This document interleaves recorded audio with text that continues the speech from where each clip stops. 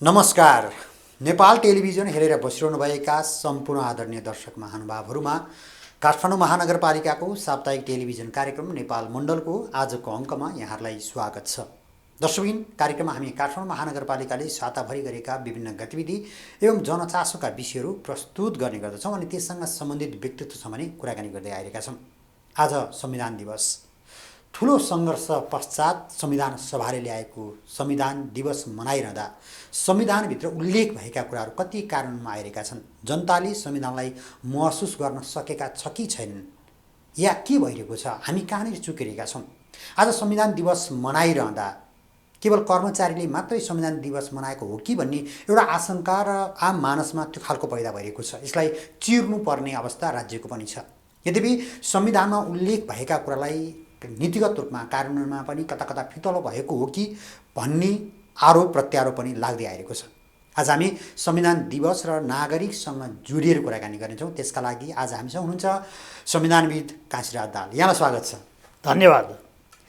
आज हामी संविधान दिवस सम्पन्न गरिरहँदा आम नागरिकहरूले त्यो संविधान दिवसलाई विगतमा जसरी एउटा हर्षोल्लास साथ मनाउने गर्नुहुन्थ्यो, पछिल्लो समयमा आएर संविधान दिवस मनाउनेहरू सीमित भए अथवा चाहिँ सरकारले निर्देशन गरेका कर्मचारी मात्रै खुल्ला मञ्च टोली खेलमा पुगेर संविधान दिवस मनाए भन्ने एउटा आशंका र दृश्यले त्यही देखाइरहेको छ। यहाँ संविधानविद भएको कारणले मैले प्रश्न त्यहाँबाट सुरु गरेँ। संविधान भनेको राज्य सञ्चालन गर्ने एउटा प्रणाली हो। संविधानले एउटा मार्ग दिन्छ, पद्धति दिन्छ। त्यो आफैमा बुद्धि र विवेक संविधानले दिँदैन। त्यसलाई कार्यान्वयन गर्नेहरूले संविधानको मर्म र भावना अनुरूप काम गर्यो भने संविधान जीवन्त हुने हो। त्यसैले आज हामी 8 वर्ष पुगेको यो संविधान दिवस जुन मनाइराखेका छौँ, यसमा नेपाली जनताको स्वीकार्यता बढाउन सकियो भने संविधान संस्थागत रूपमा विकास हुन सक्छ। त्यसैले सबैभन्दा पहिले म के आग्रह गर्न चाहन्छु भने स्वीकार्यता बढाउने, यसको निम्ति सबै आम नेपालीहरूलाई सुख समृद्धि यो संविधानले दिन सक्यो भने यो टिकाउ हुन्छ, दीर्घजीवी हुन्छ। नेपाल सधैँ संविधान निर्माणको प्रयोगशाला बनिरहनु हुँदैन। 2007 सालमा हामीले प्रजातन्त्र प्राप्त गऱ्यौँ, तर अभ्यासको क्रममा विभिन्न संविधानको अभ्यास गऱ्यौँ। ती संविधानहरू टिक्न सकेनन्। अहिले जनताले बनाएको संविधान, लोकतान्त्रिक गणतन्त्रात्मक संविधान यो दिगो रूपमा कार्यान्वयन हुन्छ भन्ने विश्वासका साथ, हर्षोल्लासका साथ यहाँले भन्नुभयो जस्तो त्यो किसिमले बनाएको संविधानको आज 8 वर्ष भयो। तर व्यवहारमा के देखिरहेको छ भन्दा सुशासनको पाटो केही कमजोर अवस्थाहरू छन्। भ्रष्टाचारका विभिन्न घटनाहरूले के पुष्टि गरिरहेका छ भने संविधानलाई जसले कार्यान्वयन गर्नुपर्ने राजनीतिक शक्ति हो, त्यो दृढ इच्छा शक्तिका साथ सुशासन कायम गर्नमा अलि पछि परेको हो कि भन्ने अनुभूतिको कारणले स्वीकार्यता जुन किसिममा बढ्नु पर्थ्यो त्यसमा कमी भएको छ। त्यसैले हामीले अन्य मुलुकको संविधानको पनि अध्ययन गऱ्यौँ भने के देखिन्छ भने संविधान बनिसकेपछि 3टा कुराहरू हुनुपर्ने संविधानको कार्यान्वयनको सम्बन्धमा आवश्यक कुरा मानिन्छन्। त्यो 3टा कुरामा नम्बर 1, संविधानले एउटा खास सूत्रमा केही व्यवस्था गरे हुन्छ। संविधान आफैमा सबै विस्तृत सबै कुरा संविधानमा लेखिँदैन। त्यसले केही सिद्धान्त दिन्छ, केही मार्ग दिन्छ, केही पद्धति दिन्छ। त्यसलाई कार्यान्वयन गर्ने भनेको त कानुन बनाएर कार्यान्वयन गर्नुपर्ने हुन्छ। त्यसलाई भन्छ इम्प्लिमेन्टिङ फङ्सन। पहिलो चाहिँ शर्त हुन्छ। अब यो संविधान जारी भइसकेपछि बन्नुपर्ने कतिपय मौलिक हकसँग सम्बन्धित कानुन त बनेको अवस्था छ, तर धेरै कानुनहरू अहिले पनि बन्न सकेनन्। मैले यहीँ नै रोकेँ। हामीले 3वटा कुराकानी गरिरहँदाखेरि 3वटा मूलभूत सिद्धान्तहरू संविधान कार्यान्वयन गर्नको लागि ल्याउनुपर्छ भनिरहँदा हामीले हिजो धेरै संविधानहरू निर्माण गऱ्यौँ, असफल हुँदै गयो। 47 सालमा बहुदलीय प्रजातन्त्र प्राप्ति पछाडि अर्को एउटा संविधान जारी गऱ्यौँ र त्यसलाई एसियाकै विश्वकै एउटा नमुना संविधान बनायौँ भनेर नेतृत्व वर्गले भन्यो र फेरि त्यसलाई 2052 साल पश्चात यो संविधान फेरि परिवर्तन गर्नुपर्छ भनेर देशमा युद्ध चल्यो, सशस्त्र युद्ध चल्यो। त्यो लामो कालखण्ड पश्चात 2072 सालमा जनताले चुनेर पठाएका जनप्रतिनिधिहरूद्वारा संविधान सभा मार्फत 72 सालमा संविधान आयो। आजकै दिन 8 वर्ष हामीले बितायौँ। 2072 सालमा संविधान आइरहँदा जुन एउटा ऊर्जा थियो नागरिकले, अब हिजो हामीले जुन घटना परिघटना थियौँ, न्याय पाएनौँ भनिरहेका थियौँ, आज अब जनताले बनाएको संविधानले पाउँछ भनिरहँदा आज 8औं वर्ष टिकिरहँदा आम नागरिकको मनमा त्यो तिक्तता छ। 47 सालको संविधान एउटा नमुना संविधान भनिरहँदा कोही व्यक्तिले बनाएको संविधान र जनताले का प्रतिनिधिले बनाएको संविधान, यो 8 वर्षमा यो तिक्तता हुनुको कारण यहाँको अनुभवमा के छ? मैले अघि उल्लेख गर्दै थिएँ 3टा कुरा हुनुपर्छ भनेमा नम्बर 1 यो कानुन बनाएर त्यसलाई प्रभावकारी कार्यान्वयन। हामीले केही कानुन त बनायौँ तर आवश्यक कानुनहरू अझै पनि बनाउन सकेनौँ। जस्तो कर्मचारी व्यवस्थापन गर्नुपर्ने सङ्घीय निजामती सेवा ऐन 8 वर्षमा बढ्न नसक्नु, त्यसले चाहिँ कर्मचारी प्रशासनलाई केही अन्योलतामा राखेको कारणले कर्मचारीमा जुन किसिमको उत्प्रेरणा मनोबल बढ्नुपर्ने हो त्यो हुन सकेन। अब संविधानले कतिपय शिक्षाका अधिकारहरू पालिकाको तहमा दिया छ, त्यस सम्बन्धी सङ्घीय शिक्षा ऐन अहिले पनि बन्न सकेन। 2028 सालकै ऐन कानुनको आधारमा काम चलाउ गरिरहनु परेको अवस्थाहरू छ। त्यस्तै स्वास्थ्य सेवा सम्बन्धी ऐन, कृषिसँग सम्बन्धित ऐन अहिले पनि स्वयं राष्ट्रिय सभाको विशेष समितिले अध्ययन गरेर 40वटा भन्दा बढी ऐन त सङ्घले तत्कालै बनाउनुपर्छ र प्रदेश स्थानीयले पनि यी ऐनहरूलाई प्राथमिकरण गरेर बनाउनुपर्छ भनेर भनिराखेको छ। त्यो बन्न नसक्नु चाहिँ संविधानले अपेक्षा गरेको कानुन बन्न नसकेको एउटा कमी कमजोरीको पाटो। दोस्रो के हुन्छ, संविधान कार्यान्वयन गर्नमा त्यसलाई प्रवर्धनात्मक कार्य गर्नुपर्छ, प्रमोटिङ फङ्सन भन्छ। प्रवर्धनात्मक कार्य भनेको जनताले संविधानको धारामा के लेखेको छ त्यति चासो राख्दैन, त्यो धाराबाट पानी आयो कि आएन भनेको अर्थ उनको जीवन स्तर उठ्यो कि उठेन, उनको चाहिँ जीवनचर्या कसरी संविधानले चाहिँ पुरा गर्यो। तपाईँले अघि जुन प्रश्न उठाउनु भयो नि किन जनतामा हर्षोल्लास भएन, सीमित व्यक्तिहरू मात्रै टोनखेलमा उपस्थिति भयो भने जहाँसम्म प्रश्न हो नि, जनताले त्यो अनुभूति गर्न सकेन। रोजगारी सिर्जना हुन सकेन, बेरोजगारीको अन्त्य भएन, महँगी नियन्त्रण भएन, सुशासन पाउने जनताको जुन नैसर्गिक अधिकार हो त्यो कार्यान्वयनमा सफलतापूर्वक लागू हुन सकेन। यो कारणले स्वीकार्यता कमी हुँदै गएको हो कि भन्ने किसिमको स्थितिहरू देखा पर्छ। त्यसैले दोस्रो कुरा के रहेछ त भन्दा प्रवर्धनात्मक कार्य गर्नुपर्छ। राज्यका तहबाट जनताका माझमा जुन राजनीतिक नेतृत्वले दलहरूले जुन घोषणापत्र मार्फत आफ्नो प्रतिबद्धता व्यक्त गरेका हुन्छन् त्यो प्रतिबद्धता कमी भएको कारणले जनताको मनमा के पर्यो भने यो त खालि घोषणा मात्रै रहेछ, कार्यान्वयन मात्रै नहुने रहेछ, त्यसैले भन्ने कुराले कता कता वितृष्णाको अवस्था सिर्जना भयो कि भन्ने जस्तो स्थिति देखिन्छ। यो दोस्रो हामीले गर्नुपर्ने काम थियो। तेस्रो भनेको यो संविधानलाई खतरा कहाँबाट हुन्छ?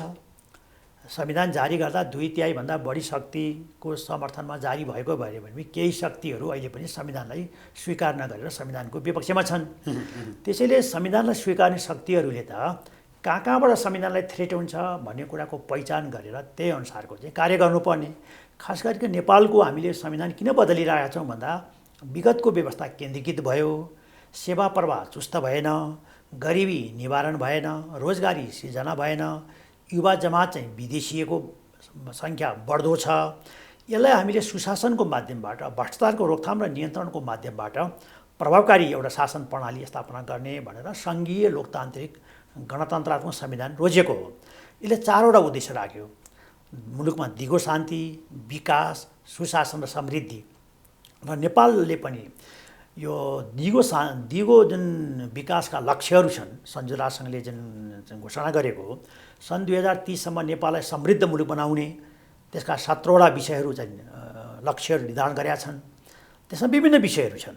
नेपालले पनि त्यो कुरा हामी पुरा गर्छौँ भनेर प्रतिबद्धता व्यक्त गरेका छ। अब हेर्नुहोस् त 2023 भइसक्यो, अब हामी 7 वर्षमा त्यो पुरा गर्न सक्छौँ त भन्ने कुरा हामीले कार्ययोजना बनाएर त्यही अनुसारको नीति, कानुन, संयन्त्र अहिले के देखियो भन्दाखेरि सुशासनको पाटो ज्यादै कमजोर अवस्थामा छ, प्रशासनिक खर्चहरू बढिराखेका छ, सङ्घीय प्रणालीको 3 तहमा समानान्तर किसिमका कानुनहरू, समानान्तर किसिमका ढाँचाहरू भएको कारणले जनताले के अनुभूति गर्न पाएन भन्दाखेरि दिगो विकासको लक्ष्यले जुन कुरा चाहिँ औँल्याएको छ त्यो अनुभूति गर्न नपाएको कारणले यो हौसला, जुन हर्षोल्लास संविधान निर्माणमा जुन उत्साह हुनुपर्ने त्यसमा केही कमी भयो कि भन्ने अवस्थाहरू छन्। त ठ्याक्कै यतिखेर हो भने हामीले सङ्घीय गणतान्त्रिक नेपालको संविधान दिवस मनाइरहँदा 3 तहको सरकारको एउटा परिकल्पना गरेर साँच्चीकै ती अधिकारहरू विकेन्द्रीकरण गरेर गाउँ गाउँमा पुगोस्, गाउँ गाउँमा सिंहदरबार भन्ने नारै बनाइयो। तर बिचको लेयर संहिता सेतु हात्तीको रूपमा बन्यो, प्रदेश खारेज गर्ने आवाजहरू उठ्न थाले,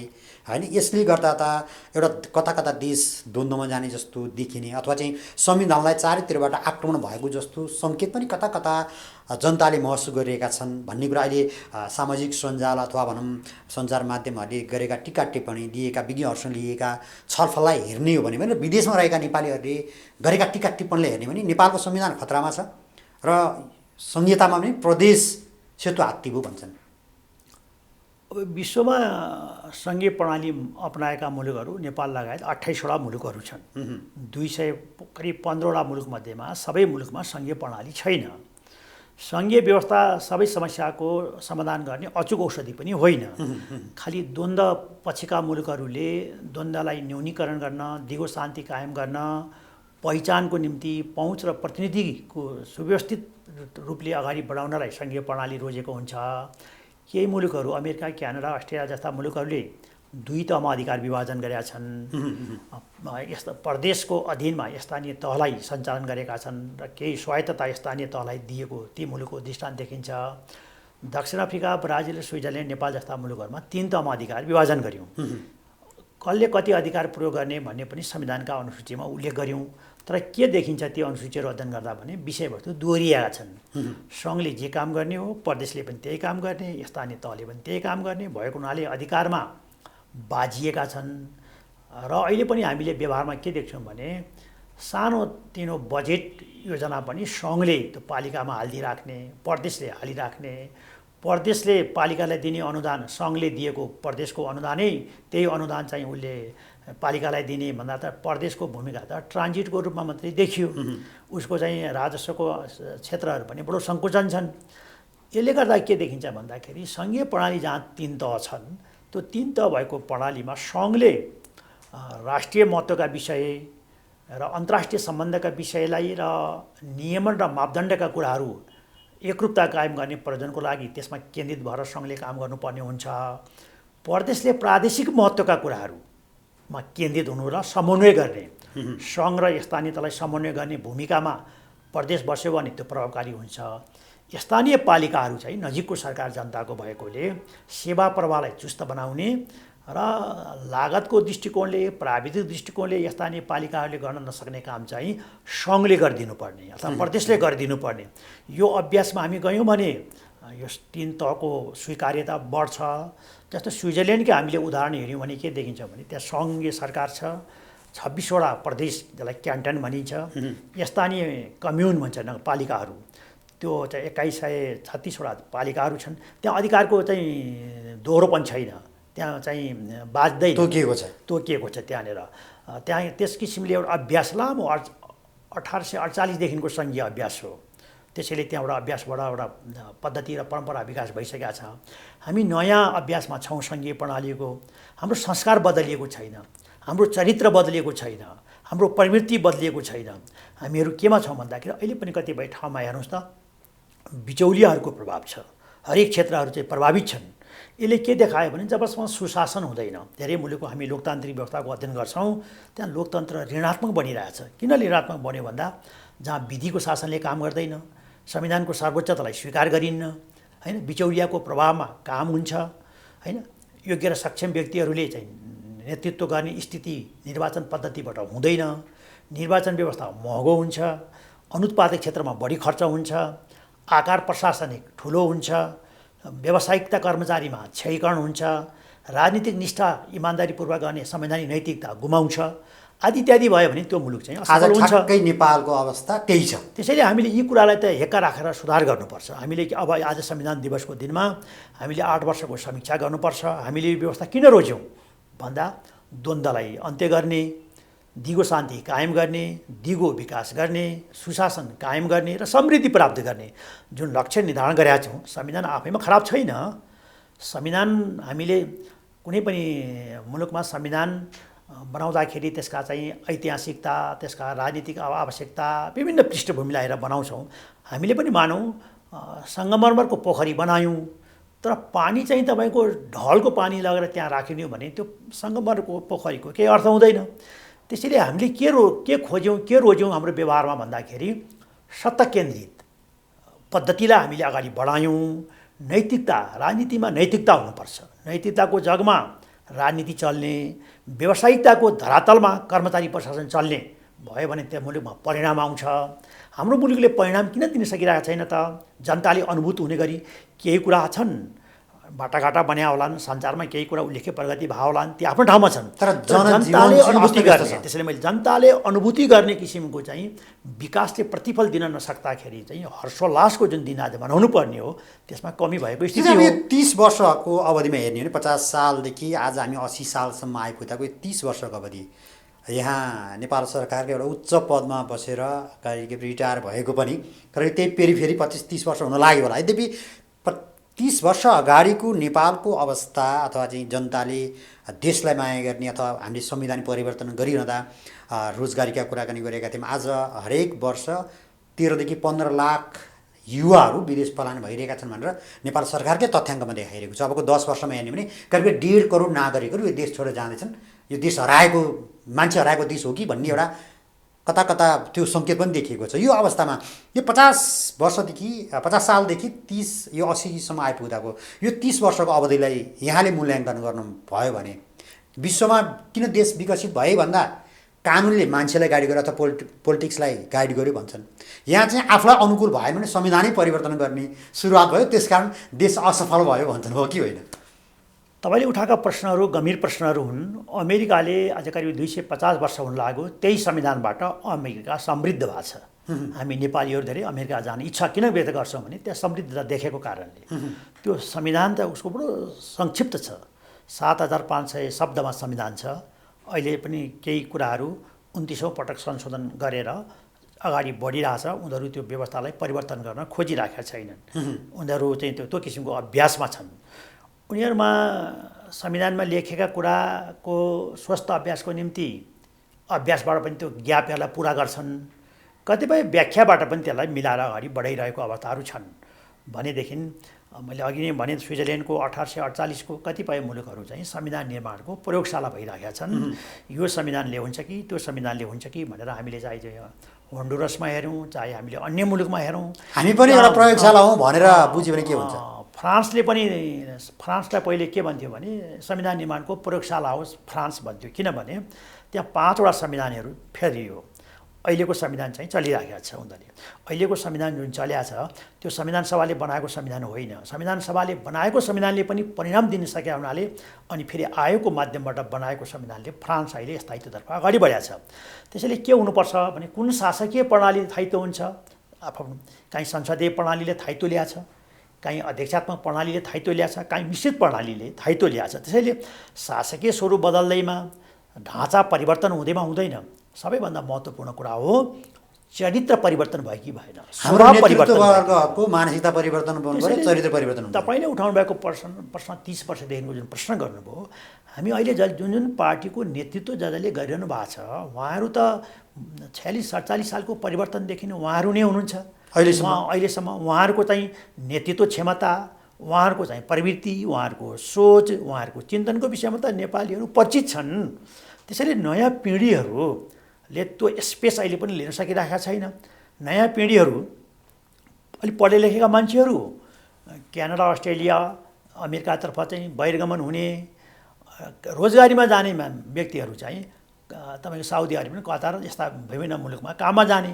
यसले गर्दा अहिले के भन्छ भने हाम्रो साँच्चै तपाईँले उठाउनु भएको जस्तै राज्यप्रतिको वफादारीता नै खस्किरहेको छ, क्षयीकरण भइरहेको छ। त्यसैले राष्ट्रियता, राज्यप्रतिको वफादारीतामा क्षयीकरण भयो भने त्यो मुलुकले उन्नति गर्न सक्दैन। त्यसैले हामीले राजनीतिले त्यो किसिमको चाहिँ बाटो देखाउनुपर्छ। संविधान आफै कार्यान्वयन हुँदैन, संविधान त निर्जीव दस्तावेज हो। त्यसलाई जीवन्त बनाउने भनेको त राजनीतिक शक्ति जसले यो संविधानलाई निर्माण गर्यो, त्यो राजनीतिक शक्तिहरूले संविधानको मर्म भावना। अहिले हामी यो कोशीको मात्रै प्रदेशको अहिले घटनालाई हेरौँ न, त्यहाँनिर हरेक दलले गरेको क्रियाकलापलाई हेरौँ। स्वयं सर्वोच्च अदालतले पनि के भनिदियो भने संवैधानिक नैतिकताको उल्लङ्घन भयो, नैतिकताको विरुद्ध कार्य भयो। त्यो हामीले त गर्ने सत्ताको निम्ति जुन किसिमको अभ्यासहरू हामी गरिरहेका छौँ त्यो स्वस्थ अभ्यास छैन। चाहे विगतमा गरेको चाहिँ प्रतिनिधि सभाको विघटनको प्रश्न होस्, चाहे अहिले सरकार निर्माणका सम्बन्धमा गरेका हामीले चाहिँ स्थिति हुन्। यसले के देखाउँछ भने हामी स्वस्थ अभ्यास, संविधानमा केही कुरा त्रुटि छन् भने पनि, कमी छन् भने पनि एउटा अभ्यासबाट त्यसलाई पूर्ति गर्न सकिन्छ। त्यसतर्फ भन्दा पनि संविधानमा छिद्र कहाँ छ, कहाँबाट हामीहरू चाहिँ यो चाहिँ अनुचित काम पनि गर्न सक्छौँ भन्ने किसिमको चाहिँ अवस्था खोज्यौँ भनेदेखि त संविधान त स्वीकार्यता कमी हुन्छ। आज पनि मुलुक चाहिँ 4-5 जना व्यक्तिको हातमा हल्लिरहेको छ। त्यसैले आफ्नो व्यक्तिगत स्वार्थमा अगाडि बढेर आइरहेका छन्। त्यसलाई अघि तपाईँले ठिकै प्रश्न उठाउनु भयो। 2047 सालको संविधान बनाउनेहरूले त्यो बेला स्वीकार गर्नेहरूले के भनेका थिए भने यो उत्कृष्ट संविधान हो भनेर भनेका थिए। तर अभ्यास हामीले के गर्यौँ, पटक पटक संसद विघटन गर्ने, आर्थिक समृद्धितर्फ अगाडि नबढ्ने आदि इत्यादि विभिन्न गतिले गर्दाखेरि द्वन्द्वमा मुलुक परेको कुरा त इतिहास साक्षी छ। त्यसबाट हामीले त ज्ञान लिनु पर्थ्यो, अनुभव लिनु पर्थ्यो। त्यो परिवर्तनलाई आत्मसात गर्ने अहिले पनि तिनै पात्रहरू छन्। प्रवृत्तिमा सुधार भएको छैन, केही पात्र फेरिएका होलान्, तर हाम्रो संस्कार, हाम्रो स्कुलिङ अहिले कस्तो भइदियो भन्दाखेरि हरेक क्षेत्रहरू चाहिँ राजनीतिले प्रभाव पार्यो। जुन क्षेत्रहरूमा दलीयकरण हुनु न थियो, जस्तो उदाहरणलाई शिक्षाको क्षेत्र, न्यायको क्षेत्र, सुरक्षाको क्षेत्र, स्वास्थ्यको क्षेत्र, यस्ता कतिपय संवेदनशील क्षेत्रहरू हुन्छन्। त्यहाँ व्यावसायिकता चाहिन्छ, त्यहाँ सक्षमता चाहिन्छ, त्यहाँ निष्ठा चाहिन्छ।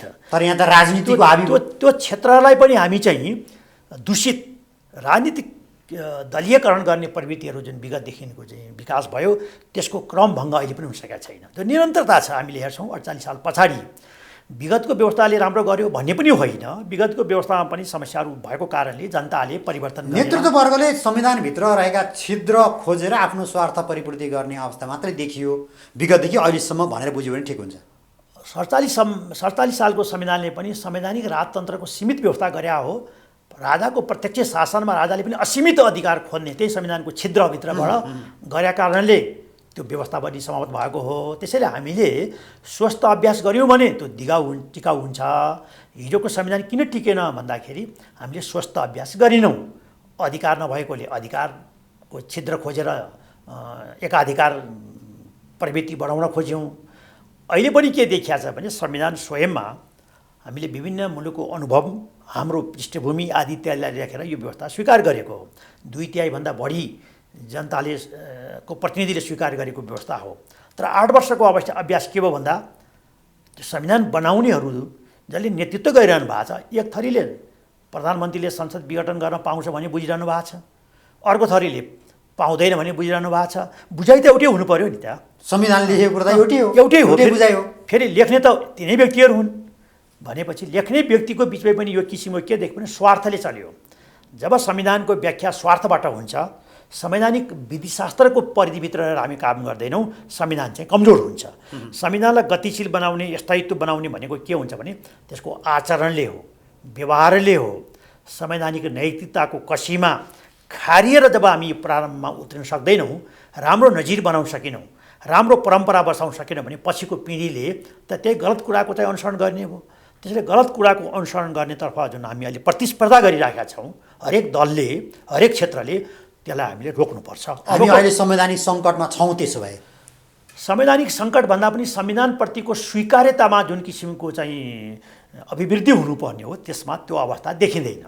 किन देखिँदैन भन्दा जनतामा त्यो किसिमको उत्साह देखिँदैन, दलहरूले पनि पूर्ण संविधानलाई स्वीकार गरेको अवस्थाहरू देखिँदैन, संविधानको भावना बमोजिमको काम गरेको अवस्था देखिँदैन। त्यसैले संविधानको स्वीकार्यता बढाउनुपर्छ। यसको निम्ति अघि मैले उल्लेख गरेँ, दिगो विकासको लक्ष्यले जुन 17वटा विषयहरू निर्धारित गरेका छ, हाम्रा कार्ययोजनाहरू, हाम्रा गतिविधिहरू हामीले त्यसलाई स्थानीयकरण गर्नुपर्छ। स्थानीय तहले त्यसलाई त्यही अनुसारको कार्यान्वयन गर्ने, प्रदेशले त्यही अनुसारको कार्यान्वयन गर्ने। सङ्घले अहिले के हो, प्रशासनिक खर्च बढे, आकार बढे, जनतालाई प्रत्यक्ष हुने लाभ भएन। मैले अघि पनि उल्लेख गरेँ, ठेक्कापट्टामा बढी केन्द्रित भयो, निर्वाचन महँगो भयो। अहिलेको निर्वाचन व्यवस्थाले न कुनै दल विशेषको बहुमत आउन सक्ला, न कुनै किसिमको एउटा स्वस्थ अभ्यासलाई मद्दत पुर्याउला। त्यसैले के हुनुपर्छ लोकतन्त्रमा भने निर्वाचनको माध्यमबाट गठन हुने संसदको प्रभावकारिता हुनुपर्छ। संसदले अघि मैले उल्लेख गरेँ महत्त्वपूर्ण कानुन बनाउनुपर्छ, जनताको समस्यालाई सम्बोधन गर्ने कानुन बनाउनुपर्छ, स्वार्थ बाजिने गरी काम गर्नु हुँदैन। त्यसले संसदको प्रभावकारिता पहिलो आवश्यकता हो। दोस्रो, सरकारको जवाबदेहिता। सरकार जहिले पनि जनताप्रति जवाबदेही हुनुपर्छ, संसदप्रति जवाबदेही हुनुपर्छ। हरेक कुरामा व्हिप जारी गर्नु हुँदैन दलहरूले। वैधानिक विवेक प्रयोग गर्ने कुरामा विवेक प्रयोग गर्न दिनुपर्छ। जहाँ राजनीतिक समीकरणको प्रश्न हुन्छ त्यो बेला व्हिप अनुशासनको निम्ति आवश्यक पर्छ। तर जवाबदेहिता खस्कियो, कार्यपालिकाको जिम्मेवारी खस्कियो भनेदेखि चाहिँ नि लोकतन्त्र जीवन्त हुँदैन। त्यसै गरी न्यायपालिकाको निष्पक्षता र सक्षमता हुनु पर्यो। न्यायपालिकाको निष्पक्षता भएन, सक्षमता भएन। विगतमा हामीले हेऱ्यौँ केही दलहरूले महाभियोगको प्रस्ताव लाने, केही दलहरूले त्यसलाई फेरि चाहिँ एकदम प्रतिरक्षा गर्ने, जुन किसिमको अभ्यास गलतलाई त गलतै भन्न सक्नुपर्छ, राम्रोलाई राम्रो भन्न सक्नुपर्छ। यो किसिमको अभ्यास गऱ्यौँ भने त्यो न्यायपालिकाको निष्पक्षता र सक्षमता कायम हुन्छ। र सामाजिक क्षेत्रहरू, सञ्चार माध्यमहरूको पनि के हुनुपर्छ भने पहरेदारिता हुनुपर्छ। लोकतन्त्र ठिक ढङ्गले चलेन, संविधानको सर्वोच्चतामा राज्यका निकायहरूले काम गरे कि गरेनन् भन्ने कुरा चाहिँ पहरेदारी हुनुपर्छ। त्यसैले के हुन्छ, सञ्चार माध्यम पनि पहरेदारी छैन। त्यसैले संसदको प्रभावकारिता, कार्यपालिकाको जवाबदेहिता, न्यायपालिकाको निष्पक्षता र सक्षमता र खबरपालिकाको पहरेदारिता, यो सबै सँगसँगै मिलेर गयो भने लोकतन्त्र गतिशील हुन्छ, संविधानप्रतिको स्वीकार्यता बढेर जान्छ होइन। मुलुकमा एक किसिमको अनुशासन कायम हुन्छ। लोकतन्त्र भने त एउटा अनुशासन हो, माने लोकतन्त्र हो, नमाने के को लोकतन्त्र। तर अनुशासनविहीन रूपमा राज्य सञ्चालकहरू, राजनैतिक दलहरू जसले संविधानलाई मूलभूत रूपमा जनताको मनभित्र पुर्याउन सक्ने अवस्था थियो, उहाँहरू आफ्नो व्यक्तिगत र पार्टीको स्वार्थको लागि कानुनै तोडमोड गर्ने अथवा परिवर्तन गरिदिने यो अवस्था सिर्जना त भइरहेको छ नि त। अहिले पनि पार्टीको सिद्धान्तमा पार्टीहरू चलेको देखिँदैन। पार्टीमा पनि अमुक व्यक्तिको अमुक प्रभावका कारणले चाहिँ चलिरहेको अवस्था छ। पार्टी सिद्धान्तमा चलेको भए, पार्टीभित्र चाहिँ आन्तरिक पार्टी लोकतन्त्र भएको भए सायद यस्तो पनि हुने थिएन होला। त्यसैले सबभन्दा पहिले नेपालमा अब पार्टी बहुदलीय व्यवस्थाको अभिन्न पक्ष हो। किनभने दलहरूले नै जनमत व्यक्त गर्ने र दलहरूकै निर्वाचनबाट अनुमोदन गरेर सरकार बनाउने यो बहुदलीय व्यवस्थाको चाहिँ सुन्दरतम पक्ष हो। तर के देखियो भने पार्टीभित्र पनि घनीभूत छलफल नहुने, लोकतान्त्रिक संस्कार र विधिको शासनलाई कार्यान्वयन गर्ने भन्दा पनि व्यक्तिको प्रवृत्तिहरू, एउटा निश्चित व्यक्तिहरूको प्रभावमा काम गर्ने किसिमको जुन शैलीहरू विगतदेखि विकास भयो, यसले चाहिँ लोकतन्त्रलाई संस्थागत गर्न सक्दैन। आजको दिनमा हेर्ने हो भने जब हामीले दोस्रो संविधान सभाको निर्वाचन पश्चात संविधान ल्यायौँ होइन, र त्यसभन्दा पछाडिका निर्वाचन हेर्ने हो भने त विगतमा दलहरूमा एउटा विचार हुन्थ्यो, सिद्धान्त हुन्थ्यो, त्यो विचार बिचको लडाइँ मतदानबाट हुन्थ्यो र सरकार बन्थ्यो। तर आज कुन दलको कुन विचार भन्दा नि कुन दललाई कसलाई जिताउने, दुईवटा दल वा तिनवटा दल मिलेर सत्ताको लागि लडाइँ भयो, विचार र सिद्धान्तको लागि लडाइँ हुन छोड्यो। त्यस कारण देश कतै कतै दुर्घटनातिर उन्मुख हो अथवा चाहिँ विदेशीहरूले परिचालन गरेका छन्, संविधान चाहिँ प्रयोग स्थल मात्रै भइरह्यो भन्ने विद्वानहरूको भनाइ छ। डाक्टर अम्बेडकर जसले भारतको संविधानको मसौदा गर्नुभयो, उहाँले संविधान जारी गर्दाको अवस्थामा के भन्नुभयो भने विगतको पद्धतिलाई, व्यवस्थालाई दोष दिएर अब हामी मुक्त हुन सक्दैनौँ। यो जनताले हामीले बनाएको संविधान हो।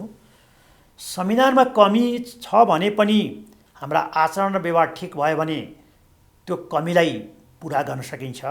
राम्रो संविधान बनाएर पनि हाम्रो आचरण र व्यवहार सुधारिन भने त्यसको केही अर्थ हुँदैन भनेर जुन व्यक्त गर्नुभएको थियो। डाक्टर अम्बेडकरको कुराकानी गरिरहँदाखेरि भारतको संविधानको एउटा प्रारूप बनाइरहँदा उहाँले देशको त्यो जनताको माया र राष्ट्रियताप्रति ओजनदार रूपमा चाहिँ उहाँले एउटा परिकल्पना गर्नुभएको थियो। तर नेपालको सन्दर्भमा हाम्रा संविधान निर्माताहरू नै कता कता कतै कतै त्यो छिद्रहरू खोज्ने काममा लागे। त्यसकारण पनि यो समायोजन गर्न मिल्दैन अथवा गाँच्न मिल्दैन भन्ने। त्यसैले मैले त्यो भनाइ किन उद्धृत गरेको भन्दा संविधान आफैमा पूर्ण हुँदैन कुनै पनि मुलुकमा। त्यो पूर्णता बनाउने भनेको अभ्यासबाट हो। तीन किसिमबाट संविधानलाई गतिशीलता प्रदान गरिन्छ। सापेक्षतामा संविधानको संशोधन हुन्छ, किनभने जनताले भएका कुराहरूलाई परिवर्तन गर्न कतिपय कुरा चाहिरहेका छन् भने त्यो संशोधनको माध्यमबाट, शान्तिपूर्ण प्रक्रियाबाट त्यसको संशोधन हुन्छ एउटा। अर्को संशोधन गर्न तत्काल सम्भव छैन भने पनि अभ्यासबाट, स्वस्थ अभ्यासबाट त्यो ग्यापहरू पुरा गरिन्छ। तेस्रो भनेको चाहिँ व्याख्याबाट। त्यो व्याख्याबाट भनेको जसलाई व्याख्या गर्ने अधिकार दिया हुन्छ। कतिपय सङ्घीय प्रणाली अपनाएका मुलुकहरूमा त्यो संवैधानिक अदालतले व्याख्या गर्छ, कतिपय मुलुकमा चाहिँ सर्वोच्च अदालतले व्याख्या गर्छ। हाम्रो सन्दर्भमा हामीले संवैधानिक इजलास राख्यौँ। अहिले पनि अधिकार क्षेत्रका प्रश्नहरू छन्, ती निरूपण समयमा हुन सकिरहेका छैनन्। त्यसैले हाम्रो अभ्यासबाट पनि त्यो स्वस्थ अभ्यासतर्फ हामी अगाडि बढिरहेका छैनौँ। संशोधनको स्थिति पनि अहिले देखा परेको अवस्था छैन। व्याख्यामा पनि के भइरहेछ भन्दाखेरि सन्तुष्टि हुने पक्षहरू त्यति देखिँदैन। यहाँ त सरकारले भनेको न्यायालयले मान्ने कि न्यायालयले भनेको सरकारले मान्ने भनी त्यहाँ पनि लडाइँ छ नि। जसरी अहिले संहितामा स्थानीय सरकारलाई सङ्घ र प्रदेशले नटेरेको जस्तो, उसको अधिकार खोज्न खोजेको जस्तो। यसलाई कसैले भने मान्ने होइन, संविधानले भनेको मान्ने हो। संविधानको सर्वोच्चता अन्तर्गत सबैले मान्नुपर्छ। संसद पनि सर्वोच्च निकाय भन्दा पनि संविधानको सर्वोच्चता हो। संविधानले सिर्जना गरेको संसद पनि, सरकार पनि संविधानले सिर्जना गरेको हो, न्यायपालिका पनि संविधानले सिर्जना गरेको हो, संवैधानिक निकायहरू पनि संविधानले सिर्जना गरेको भन्दा को ठुलो भन्ने प्रश्न होइन। संविधान मान्नु पर्यो। संविधान सर्वोच्चता हो। संविधान जनताको उपज हो। जनताले आफ्नो सार्वभौम अधिकार प्रयोग गरेर प्रत्यायोजित अधिकार अन्तर्गत संविधान बनाएको हो। त्यसैले चाहिँ constitution is the creature of the पिपुलको क्रिएचर हो। यी निकायहरू पनि संविधानले निर्माण गरेका हुन्। त्यसैले आफ्नो सीमाभित्र रहेर सबैले काम गर्ने अभ्यास गऱ्यौँ भने लोकतन्त्र जीवन्त हुन्छ, गतिशील हुन्छ, संवैधानिक व्यवस्था चाहिँ दिगो हुन्छ। तर सबैले आफ्नो अधिकार मिच्ने, म जनताबाट निर्वाचित हुँ, सर्वश्रेष्ठ हुँ, म व्याख्याको अधिकार छ, मैले जे गरे पनि हुन्छ आदि इत्यादि भन्ने दृष्टिकोण हामीले एकअर्कामा राख्यौँ भन्ने मलाई लाग्छ त्यो स्वस्थ अभ्यास हुँदैन। त्यसैले स्वस्थ अभ्यासबाट मात्रै संविधान गतिशील हुने हुनाले सबैभन्दा महत्त्वपूर्ण जसरी हामी चाडपर्व मनाउँछौँ नि बडो उत्साहका साथ, त्यसले संविधान दिवसको दिन पनि हामीले कसरी त्यसलाई हेर्नुपर्छ भने संविधानप्रतिको एउटा संस्कृति हो संविधान। त्यो संस्कृतिलाई हामीले के गर्नुपर्छ, आन्तरिकीकरण। हरेक नागरिकले, हरेक दलले, हरेक नेतृत्वले, हरेक निकायका पदाधिकारीले के गर्नुपर्छ भने संविधानको मर्म र भावनालाई आन्तरिकीकरण गरेर एउटा संस्कृतिको रूपमा विकास गऱ्यौँ भने त्यो दिगो हुन्छ, स्थायित्व हुन्छ। मुलुक सधैँ संविधान निर्माणको प्रयोगशाला बनिरहँदैन। त्यसले सुशासन दिन्छ, समृद्धि दिन्छ, जनताको स्वीकार्यता बढेर जान्छ। तर यहाँ के भयो त भन्दाखेरि संविधानलाई मान्ने संस्कृतिको कमजोर भयो। संविधानलाई नमान्ने, आफ्नो अनुकूल चाहिँ त्यसलाई प्रयोग गर्न खोज्ने जुन प्रवृत्तिहरू चाहिँ देखा पर्दैछन्, यसले दिगो संविधानपनामा केही समस्याहरू ल्याउन सक्छ। त्यसैले अहिले हामी के गर्नुपर्छ, आजको दिनमा संविधान दिवस आज मनाइरहँदाखेरि हामीले 8 वर्षमा कहाँ हामी चुक्यौँ त। अहिले म एउटा दृष्टान्त राखौँ। यदि हामीले संविधानमा 25 जनाभन्दा बढी मन्त्री हुने छैनन् भनेर स्पष्ट नलेखेको भए कति मन्त्री हुन सक्थ्यो होला? कुनै बेला 52-53 कति होला? भएको देश। हामीले प्रदेशमै पनि विगतमा हेऱ्यौँ हैन, स्थानीयमा पनि विभिन्न किसिमका खर्चका प्रक्रियाहरू हेरिरहेका छौँ। त्यसैले यसले के देखिन्छ भने हरेक कुरो संविधानमा लेखिँदैन। संविधानमा आधारित कुरा लेखिन्छ, अरू त अभ्यासबाट जाने हो। त्यसैले अभ्यासमा सबै हामी के छौँ त, एउटै कारखानाबाट उत्पादन भएका हौँ कि भने जस्तो लाग्छ। घोषणा हेर्नुभयो, प्रतिबद्धता हेर्नुभयो भने पनि तात्विक अन्तर धेरै देखिँदैन। त्यसैले कुन राजनीतिक दलको के हो, कुन राजनीतिक दलको के हो भनेर छुट्याउनलाई पनि व्यवहारबाट हेर्नुपर्ने हो। व्यवहारमा त्यति फरक देखिँदैन। त्यसैले जबसम्म संविधानलाई स्वीकारोक्ति गर्ने तर्फ हामी बढी संलग्न हुन्नौँ अथवा त्यसतर्फ उन्मुख हुँदैनौँ, त्यसले परिणाम दिएको अनुभूति गर्दैनौँ, तबसम्म समस्या आउँछन्। सबैभन्दा महत्त्वपूर्ण कुरा भनेको चरित्रमा सुधार छ, सुधार गर्नुपर्छ। अहिले व्यवहारमा सुधार गर्नुपर्छ। सुशासन समृद्धि अहिलेको मुख्य आवश्यकता हो। भ्रष्टाचारलाई न्यूनीकरण र रोकथाम गर्न सफलता सबैले सहकार्यबाट मिल्नुपर्छ। यसबाट हामीले संविधानको आन्तरिकीकरण, संविधानलाई स्वीकार गर्ने आन्तरिकीकरण गऱ्यौँ भने मात्रै हामी के गर्छौँ, दिगो शान्ति, विकास, सुशासन, समृद्धि प्राप्त गर्ने संविधान चाहिँ उपयोगी एउटा साधन हुन्छ, माध्यम हुन्छ। संविधान आफैमा साध्य होइन, एउटा साधन हो, एउटा माध्यम हो। साध्य त सुख समृद्धि हो, मुलुकको हित हो। त्यसले राष्ट्रिय स्वार्थ र जनताको बृहत्तर हितमा केन्द्रित भएर काम गर्ने प्रवृत्तिको विकास गर्न आजको संविधान दिवसले सबैलाई प्रेरणा दियोस् भन्ने म शुभकामना पनि व्यक्त गर्न चाहन्छु। हस्, म संविधानसँग सन्दर्भित रहेर यहाँ भएका छिद्रहरू समेत उल्लेख गरिदिनु, यहाँलाई धेरै धेरै धन्यवाद। धन्यवाद। दर्शकबिन, आजको कार्यक्रममा हामीले संविधान दिवससँग सन्दर्भित रहेर संविधानलाई पूर्ण रूपमा कार्यान्वयन गर्नको लागि, परिपालन गर्नको लागि अब हामीले धारा उपधारा मात्रै होइन, हाम्रो मानसिकता परिवर्तन गर्नुपर्छ। हामीले देशलाई समृद्ध बनाउनेतर्फ नेतृत्ववर्ग जुट्नुपर्छ, एकीकृत हुनुपर्छ। संविधान दिवसको सन्दर्भमा आज हामीले यिनै विषय यहाँहरूलाई जानकारी दिने प्रयास गऱ्यौँ। आजको कार्यक्रमको निर्धारित समय सकिएको छ। आगामी साता नयाँ विषय र प्रसङ्ग लिएर आउने नै छौँ। तबसम्मका लागि सम्पूर्ण टिमसहित म वैकुण्ठ भण्डारी बिदा चाहन्छु। नेपाल टेलिभिजन हेर्दै गर्नुहोला। नमस्कार।